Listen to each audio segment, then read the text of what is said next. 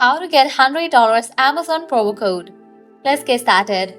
Launch your preferred browser. Over here, you're gonna find the search box, type in Amazon promo code and then search for it. Different website links will appear. Navigate to this one website option, couponfollow.com. This is the legit website. In this website, you're gonna find amazing offers and deals for Amazon. Once you're in the website, just scroll down and check out the offers. $50 off, 70% off, 90% off, and many more. Head towards the offer that you wanna grab, just go ahead and click on it. With that, you're gonna get the code for it. Make sure to check the expiration date of the code whether it is valid or not. If it is valid, copy it, then click on redeem at Amazon. You'll be directed to the official website of it.